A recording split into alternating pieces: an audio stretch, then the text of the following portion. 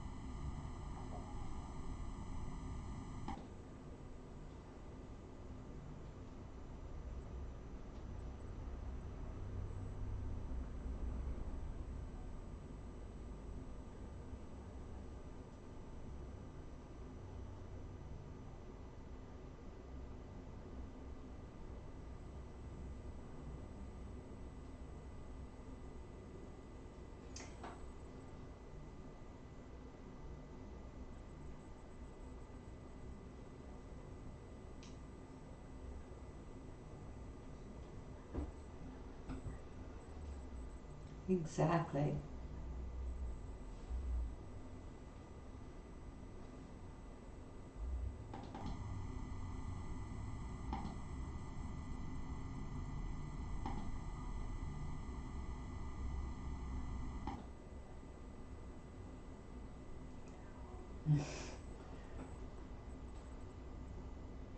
Yes, yes. So please, let's introduce our guest today.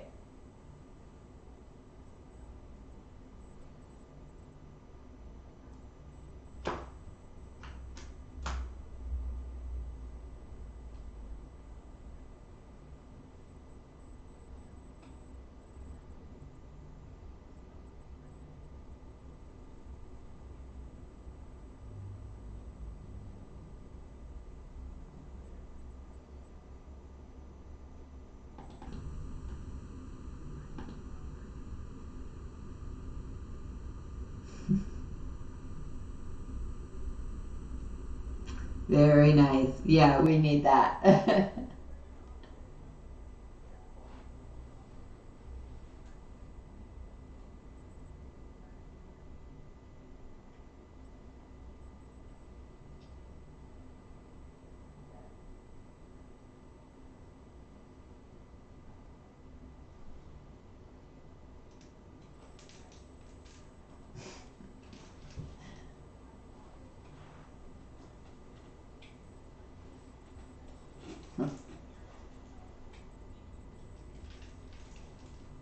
Should we start with you, Jamie? I mean, this really is your area of expertise, and I think you've had a little bit of experience doing it with your classrooms over the last little while, both September 11th and then this, and I'm sure we'll have other opportunities in the future to have these kinds of conversations again. So please.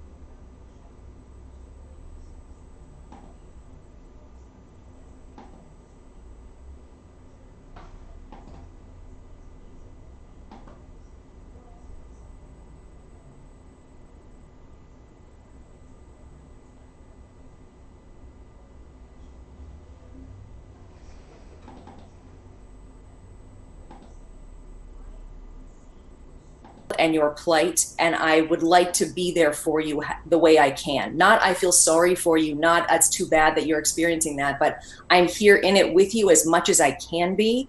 Let's do this together as much as I'm able to. So I feel like if we can learn that as we're stuck here at home, that would be a really beautiful way to grow from this. Hmm. Dr. Dr. Dejana. Dejana. I agree. It's one of those things where you're right. I'm at the age where everybody remembers what they were doing on 9/11, right? And we think about life before 9/11 and how we traveled the world and interacted, and life after. And there was definitely a dynamic shift. And we're living through one of those times. And my students will forever remember me as the crazy teacher that went online all out with costumes and craziness, trying to get us through the rest of the school year.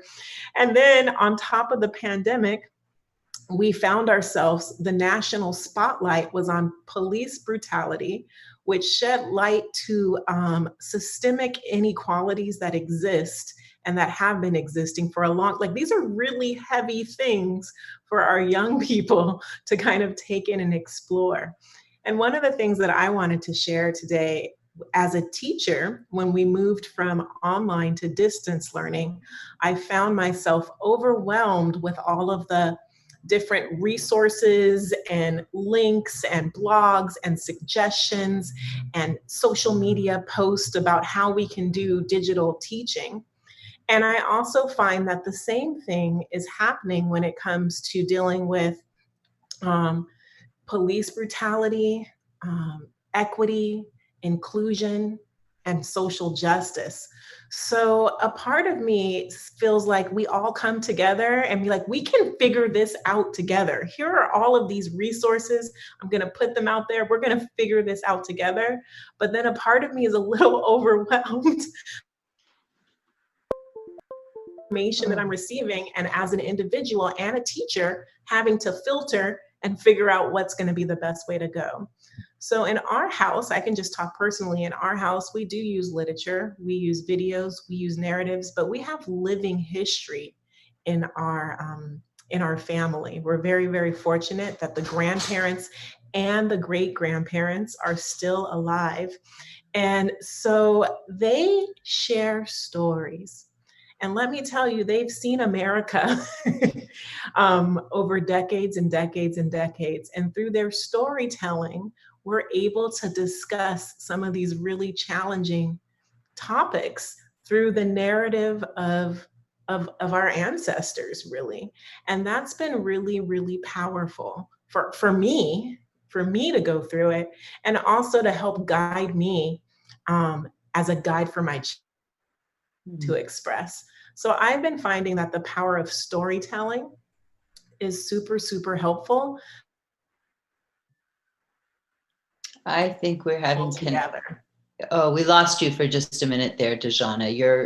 You froze up on us. Oh, but sorry. but I think we certainly heard about the parents, the grandparents, and the great grandparents, and what a great lineage that is for the kids to be able to hear. And there's so many things about what you said, because it really is about being together in this. Like, it's really time for white allies to have a voice, and you who do have a voice, to use that voice to rally everybody to the table, because this is not, it hasn't been happening fast enough, and it hasn't been happening with the leadership that we've been that we're with right now. It's just, we're not able to break through this. Although I think there's a difference now from every other protest. And also, I think the words that we use about this are so important. I heard a reporter this morning talking about the riots as opposed to the protests being separate from the riots, as though all protesting is actually rioting, as opposed to just people are protesting because it just has to end. I think we should bring Anne into this conversation, because I'm sure she has something. Oh, I learn so much from the three of you every time we get together. Jamie, I was struck with when you talked about being, having taught through 9/11, and what honestly gave me kind of some comfort is when you said there was before 9/11 and after 9/11, means that there will be an after this at some point, and there are many days when it seems like this is it, so that was a good reminder. And oh my gosh, Dejana, what a gift to have that true history in your family that they can talk about not only 9/11 but multiple experiences that happened in their own lives.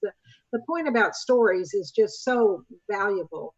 I think the other thing, couple of thoughts I had as we think about dealing with kids, and obviously the ages of the children matter, because there is so much out there. And Leah, what you just described, that you heard about riots as opposed to just being a peaceful protest, I think as parents, we've got to filter really well the information that is coming to because it's out there everywhere, and you just got to be careful that they're hearing things that are appropriate for their age and for them to deal with.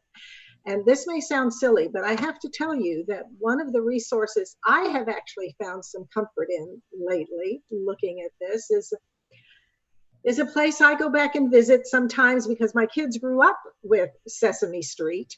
And when I look at, you may have seen, CNN has done a number of different specials where it is partnering. They've done 2 on the pandemic with Sesame Street, and to go through with those characters and coming to understand, they had something called the ABCs of COVID-19, which was a town hall for kids. And they've been doing town halls on COVID-19, but this was for kids and parents. And so to come together.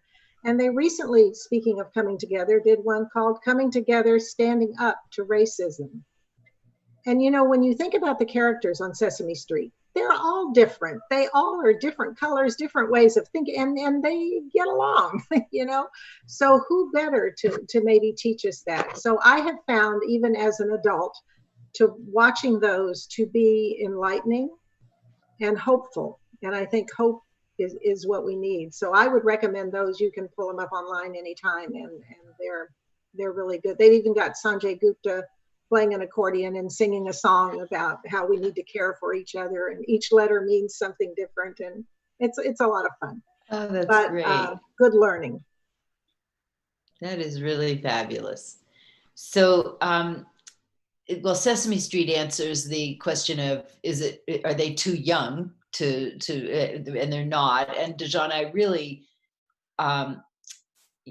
your comment earlier about the fact that there's no option, that you do have to have the conversation, and you have to have it young enough that as soon as they're going out into the world.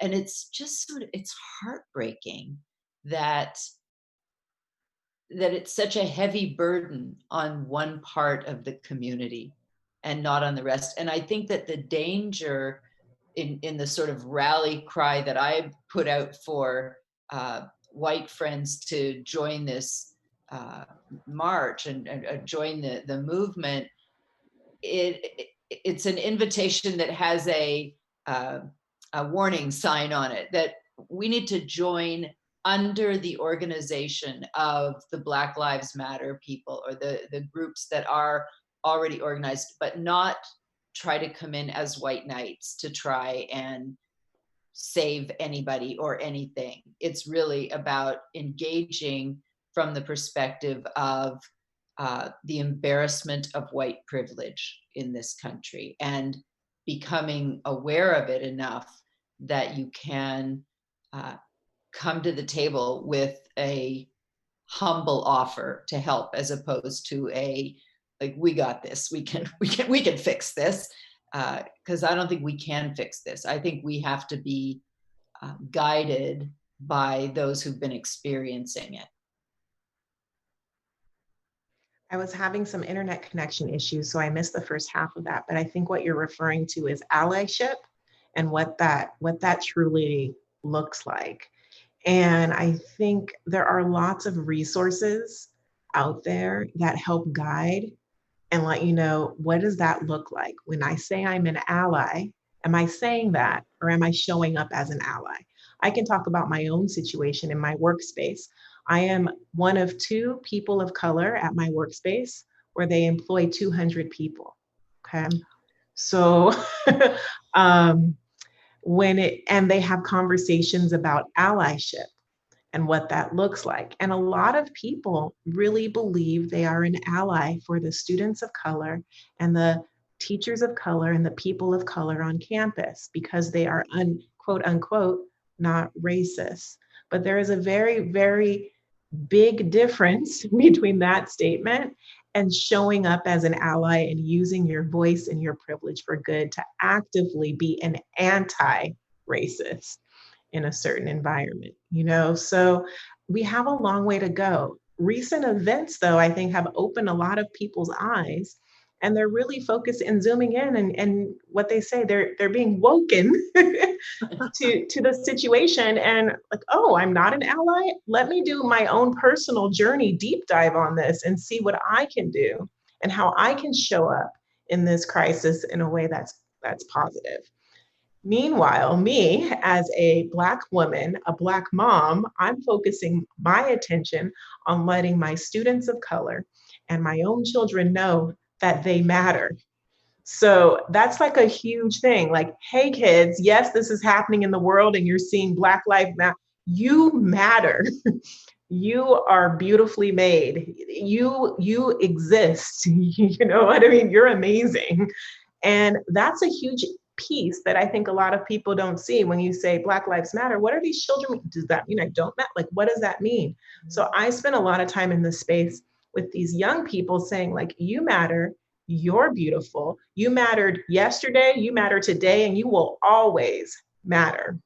What other people, what all that doesn't have nothing to do with the person that you show up in as this world. So it's one of those things there, it's a double-edged sword when you talk about these issues with children, because they're processing their own identity and how they're showing up in this world.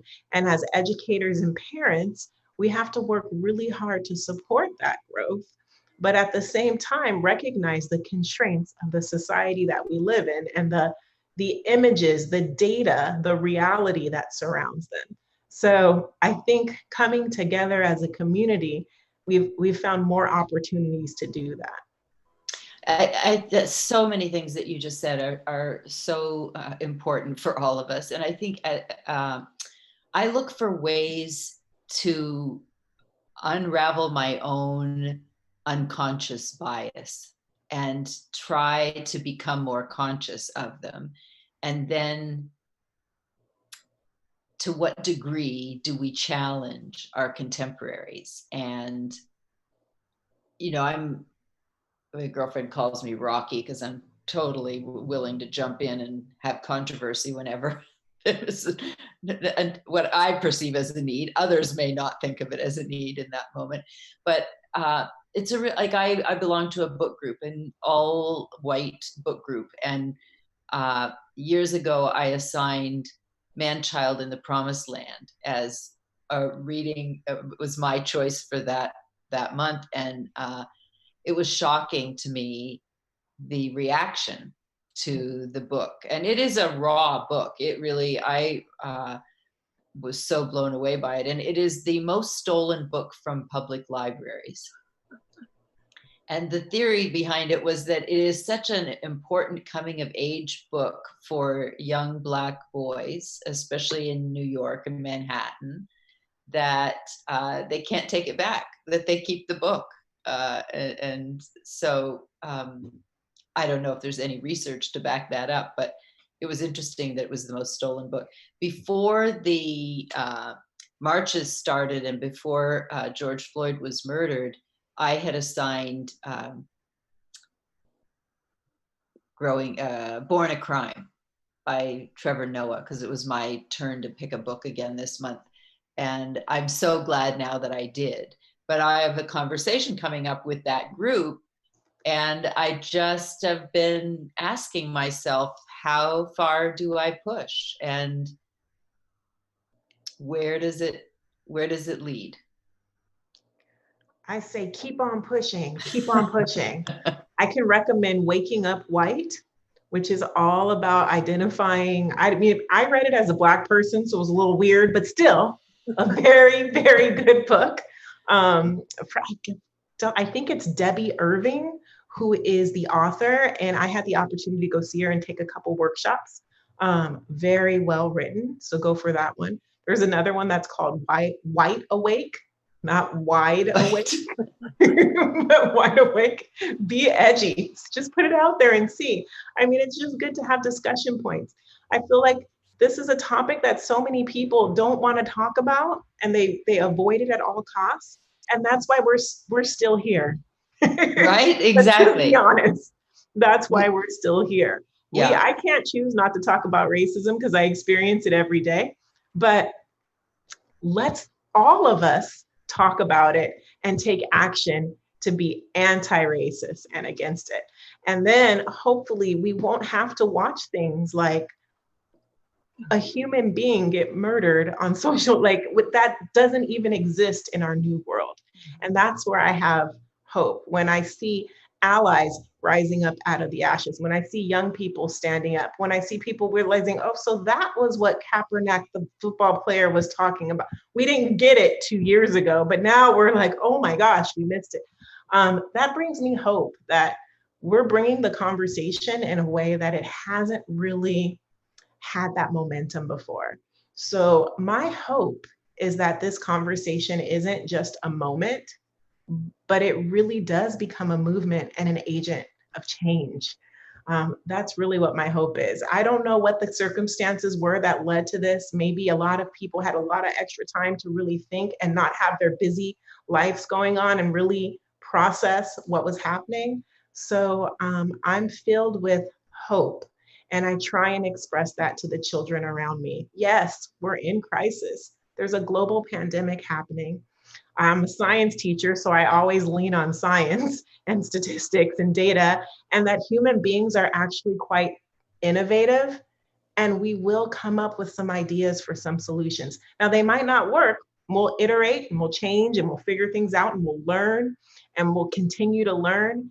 But that's the cool thing about being a human, is you have this ability to problem solve and observe and make observations and come up with some predictions and decide, I don't think that's quite right. Let me change this, let me change that, and continually go through that cycle of progress and positive progress. Fall backwards, that's all right, because when you fall, you can look up and you get back up and keep going. So I try and frame these challenging times in hope. It might be, again, because I'm that hopeless optimist, but these are challenging times, and I try and make sure that I'm framing them with, well, I'm actually quite hopeful.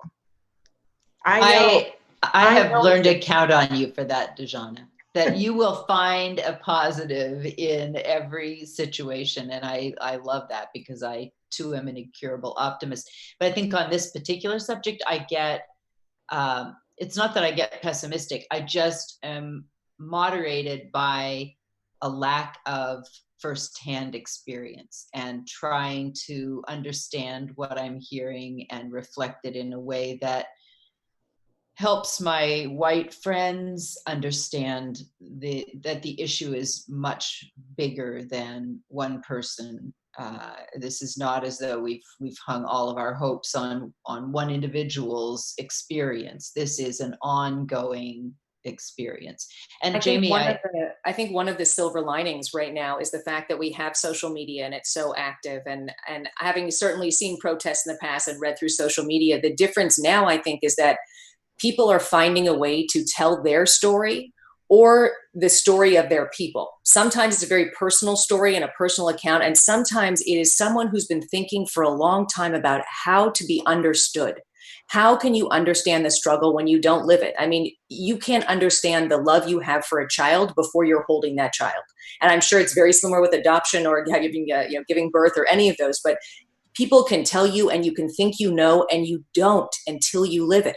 And so I think if we can understand the moment that I'm not going to ever 100% understand, because I won't live that experience, but I feel so blessed to read these stories. And I'm sorry they're happening. They're tragic stories, but I feel blessed that people are sharing them, because it gives me a better understanding, a more a more painful understanding, a more well-rounded understanding of how it affects different people in a community different ways, about what the long-lasting effects are.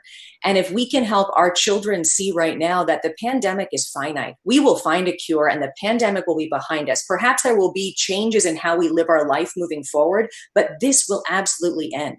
What we have to dedicate ourselves to is making sure this movement doesn't end. That's something we can do. We are not the medical professionals who are finding the cure. Our job is to stay home and stay safe. But what we can do is learn and educate and be willing to sit in the discomfort and not, I think the shame has to almost be put on the side, because there's not a whole lot that motivates for people in action. And it's just a movement, a motion that stops you, that stays you where you are. And no one gains from that. We're not helping someone by feeling shame. So we have to get over that hurdle and making sure we understand it's not about us. It's about understanding and learning and being open and being willing to make mistakes. Like Dejana said, if we don't have the conversation, the movement doesn't continue. And now we see everyone is required in this movement. There is no one who can sit on the sidelines, because silence is compliance. And that's just the way it is. If we can see that and all work together, or just work, then I think we have a chance here. Yeah, I would agree. I think that's so smart. I was curious listening to both of you. I would love to know the reactions from the children that you're talking to, and what are their questions and what are they thinking as they go through this. But the other thing that I was thinking just now, Jamie, as you were talking, as one who none of you probably lived through the late 60s and the Vietnam protest and the civil rights era, but I did. And there was a time in taking part of all of that where we sort of thought we did it, it's done. And I think the lesson here is that obviously we weren't done, and we need to just constantly be conscious of that. And it isn't something we can say, okay, we did the protest, these laws passed, it's good, we're fine. We're not. And Right. So I love that conversation, but I'm also curious as to how children are reacting to this conversation. Again, in both your cases, I would love to be a fly on the wall and just hear those conversations going on that Dejana, you're doing with your own children and with your students, and Jamie, you as well. So thank you both for doing that. Well, we might have to do that in part 2. Yay. Because we are just about to say goodbye to everybody. But I do think that it's such an important topic, not only how to speak to the children about these issues, but how to speak to each other and how to be okay with the discomfort and how to actually hold other people in the discomfort. Not so much to comfort them in the discomfort, but to keep them there long enough to really address the reality of this. So, Dejana, do you want to take us out of this? I think so. Thank you for all of your contribution to the conversation. Let's keep this conversation going. I think that's our big take-home message, is silence isn't gonna work. For all of you at home, thank you so much for joining us. Come back on Friday for another live episode of Teachers for Teachers. Thank you. Bye, everybody.